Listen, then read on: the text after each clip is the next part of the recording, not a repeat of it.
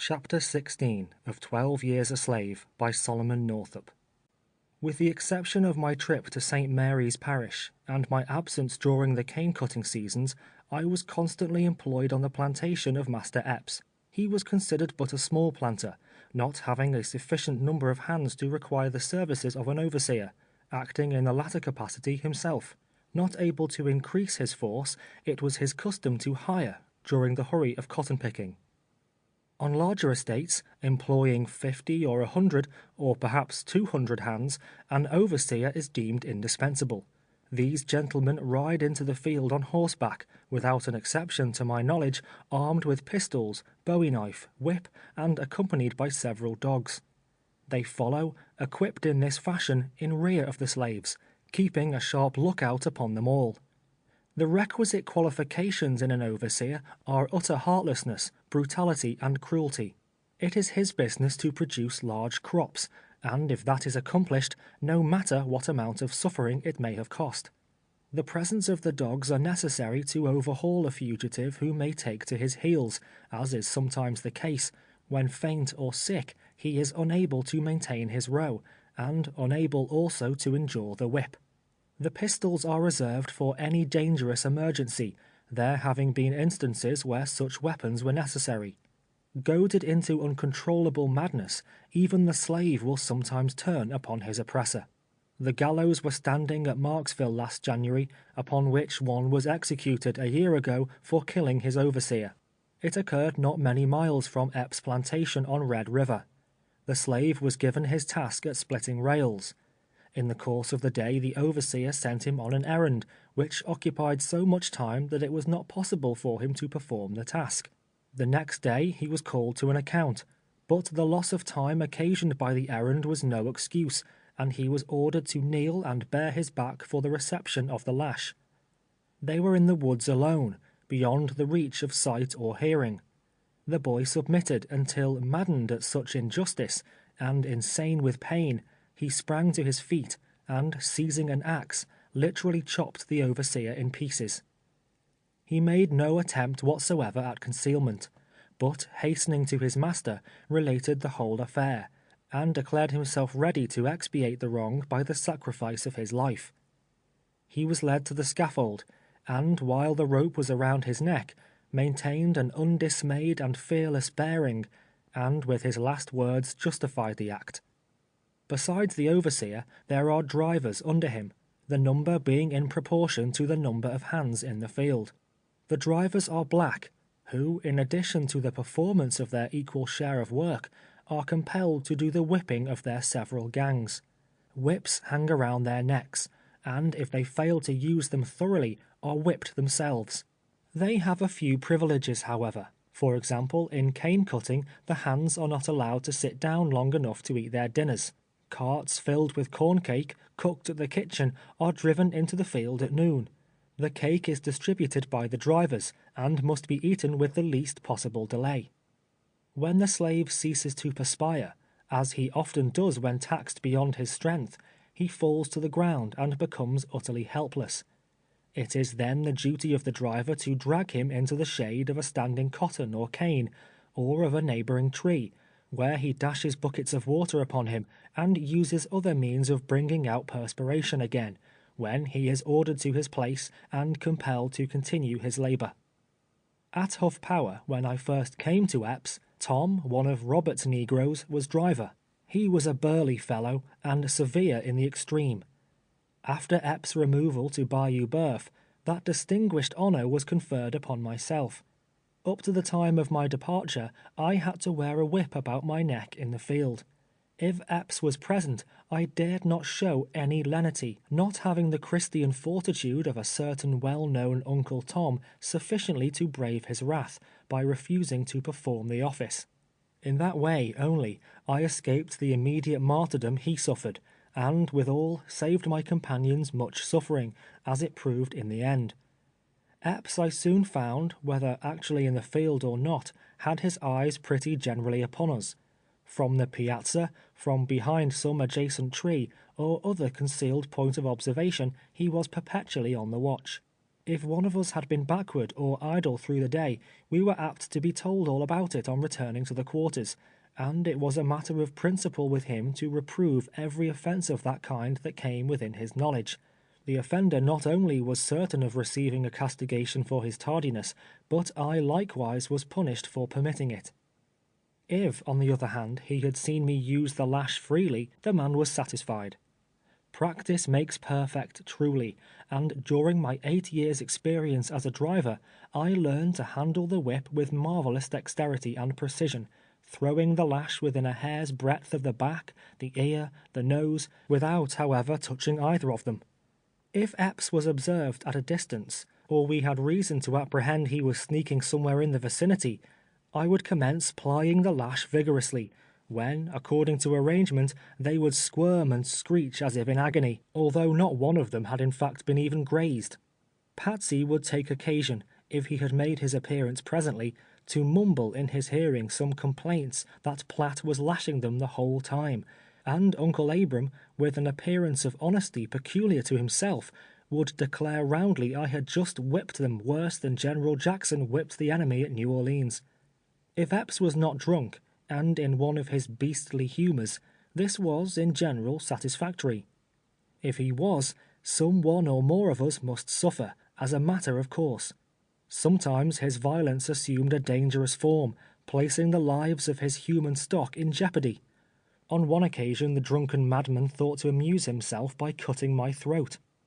He had been absent at Holmesville, in attendance at a shooting match, and none of us were aware of his return. While hoeing by the side of Patsy, she exclaimed in a low voice suddenly, "Platt, do you see old Hogjaw beckoning me to come to him?"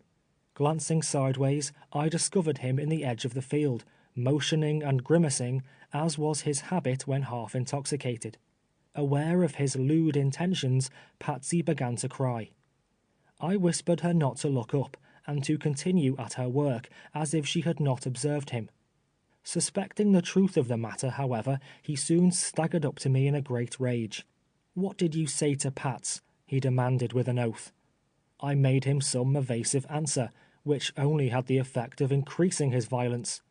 "How long have you owned this plantation, say, you damned nigger?" he inquired, with a malicious sneer, at the same time taking hold of my shirt collar with one hand and thrusting the other into his pocket. "Now I'll cut your black throat, that's what I'll do," drawing his knife as he said it, but with one hand he was unable to open it, until finally seizing the blade in his teeth, I saw he was about to succeed, and felt the necessity of escaping from him, for in his present reckless state it was evident he was not joking by any means. My shirt was open in front, and as I turned round quickly and sprang from him, while he still retained his grip, it was stripped entirely from my back. There was no difficulty now in eluding him. He would chase me until out of breath, then stop until it was recovered, swear, and renew the chase again. Now he would command me to come to him, now endeavour to coax me, but I was careful to keep at a respectful distance. In this manner we made the circuit of the field several times, he making desperate plunges, and I always dodging them, more amused than frightened, well knowing that when his sober senses returned, he would laugh at his own drunken folly.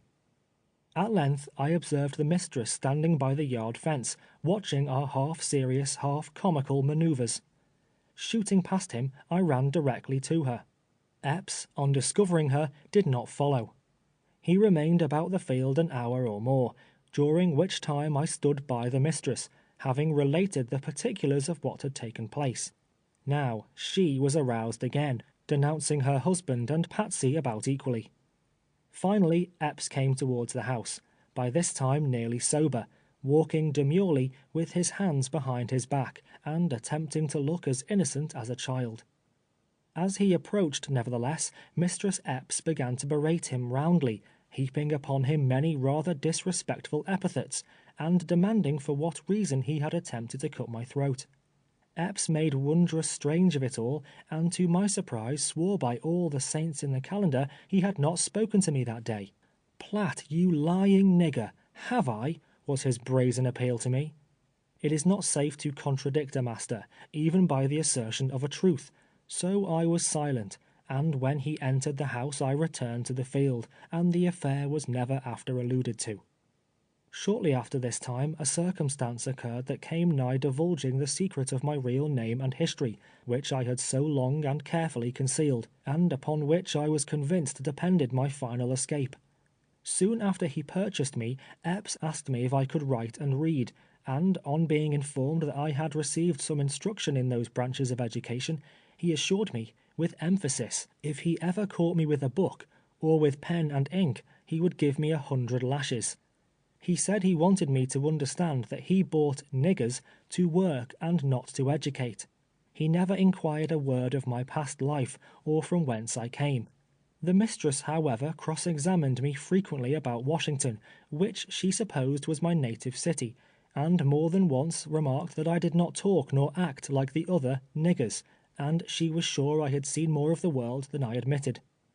My great object was always to invent means of getting a letter secretly into the post office, directed to some of my friends or family at the North.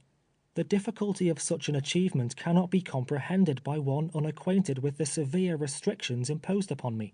In the first place, I was deprived of pen, ink, and paper. In the second place, a slave cannot leave his plantation without a pass, nor will a postmaster mail a letter for one without written instructions from his owner. I was in slavery 9 years, and always watchful and on the alert, before I met with the good fortune of obtaining a sheet of paper. While Epps was in New Orleans one winter, disposing of his cotton, the mistress sent me to Holmesville, with an order for several articles, and among the rest, a quantity of foolscap. I appropriated a sheet, concealing it in the cabin, under the board on which I slept. After various experiments, I succeeded in making ink, by boiling white maple bark, and with a feather plucked from the wing of a duck, manufactured a pen. When all were asleep in the cabin, by the light of the coals, lying upon my plank couch, I managed to complete a somewhat lengthy epistle. It was directed to an old acquaintance at Sandy Hill, stating my condition and urging him to take measures to restore me to liberty. This letter I kept a long time, contriving measures by which it could be safely deposited in the post office. At length, a low fellow by the name of Armsby, hitherto a stranger, came into the neighborhood, seeking a situation as overseer. He applied to Epps, and was about the plantation for several days. He next went over to Shaw's nearby, and remained with him several weeks.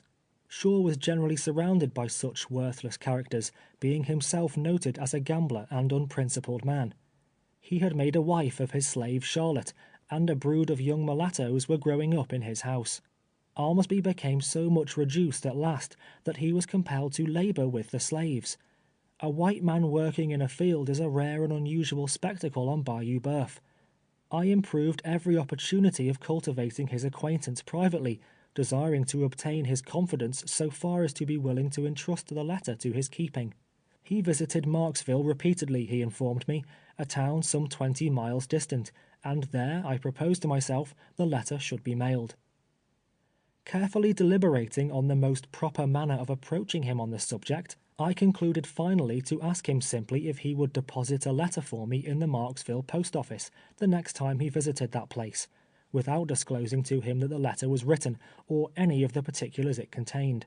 For I had fears that he might betray me, and knew that some inducement must be held out to him of a pecuniary nature, before it would be safe to confide in him. As late as 1 o'clock one night, I stole noiselessly from my cabin, and, crossing the field to Shaw's, found him sleeping on the piazza. I had but a few picayunes, the proceeds of my fiddling performances, but all I had in the world I promised him if he would do me the favor required. I begged him not to expose me if he could not grant the request. He assured me, upon his honor, he would deposit it in the Marksville post office, and that he would keep it an inviolable secret forever.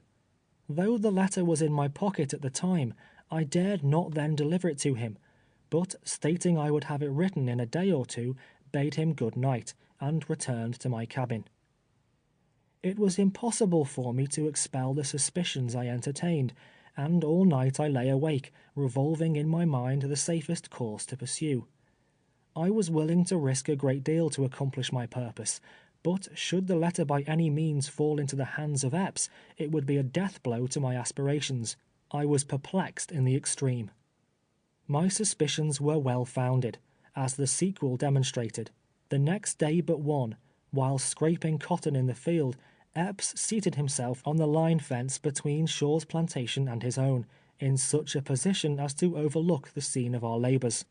Presently Armsby made his appearance, and, mounting the fence, took a seat beside him. They remained 2 or 3 hours, all of which time I was in an agony of apprehension.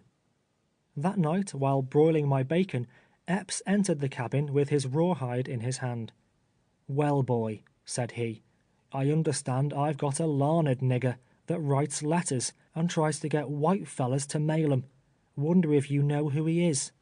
My worst fears were realized, and although it may not be considered entirely creditable, even under the circumstances, yet a resort to duplicity and downright falsehood was the only refuge that presented itself. "Don't know nothing about it, Master Epps," I answered him, assuming an air of ignorance and surprise. "Don't know nothing at all about it, sir." "Want you over to Shaw's night before last?" he inquired. "No, master," was the reply. "Haven't you asked that feller, Armsby, to mail a letter for you at Marksville?" "Why, Lord, master, I never spoke 3 words to him in all my life. I don't know what you mean." "Well," he continued, "Armsby told me to-day the devil was among my niggers, that I had one that needed close watching or he would run away, and when I axed him why, he said you come over to Shaw's and waked him up in the night and wanted him to carry a letter to Marksville. What have you got to say to that, eh?" "All I've got to say, master," I replied, "is there is no truth in it. How could I write a letter without any ink or paper? 'Cause I ain't got no friends living as I know of. That Armsby is a lying, drunken feller, they say, and nobody believes him anyway. You know I always tell the truth, and that I never go off the plantation without a pass. Now, master, I can see what that Armsby is after plain enough. Didn't he want you to hire him for an overseer?" "Yes, he wanted me to hire him," answered Epps. "That's it," said I. "He wants to make you believe we're all going to run away, and then he thinks you'll hire an overseer to watch us. He just made that story out of whole cloth, 'cause he wants to get a situation. It's all a lie, master, you may depend on it." Epps mused awhile, evidently impressed with the plausibility of my theory, and exclaimed, "I'm damned, Platt, if I don't believe you tell the truth. He must take me for a soft, to think he can come it over me with them kind of yarns, mustn't he? Maybe he thinks he can fool me. Maybe he thinks I don't know nothing. Can't take care of my own niggers, eh? Soft soap old Epps, eh? Damn Armsby. Set the dogs on him, Platt." And with many other comments descriptive of Armsby's general character, and his capability of taking care of his own business, and attending to his own niggers, Master Epps left the cabin. As soon as he was gone, I threw the letter in the fire, and, with a desponding and despairing heart, beheld the epistle which had cost me so much anxiety and thought, and which I fondly hoped would have been my forerunner to the land of freedom, writhe and shrivel on its bed of coals, and dissolve into smoke and ashes. Armsby, the treacherous wretch, was driven from Shaw's plantation not long subsequently, much to my relief, for I feared he might renew his conversation, and perhaps induce Epps to credit him. I knew not now whither to look for deliverance. Hopes sprang up in my heart only to be crushed and blighted. The summer of my life was passing away. I felt I was growing prematurely old, that a few years more, and toil and grief, and the poisonous miasmas of the swamps would accomplish their work upon me, would consign me to the grave's embrace, to moulder and be forgotten. Repelled, betrayed, cut off from the hope of succor, I could only prostrate myself upon the earth and groan in unutterable anguish. The hope of rescue was the only light that cast a ray of comfort on my heart. That was now flickering, faint, and low. Another breath of disappointment would extinguish it altogether, leaving me to grope in midnight darkness to the end of life. End of chapter 16.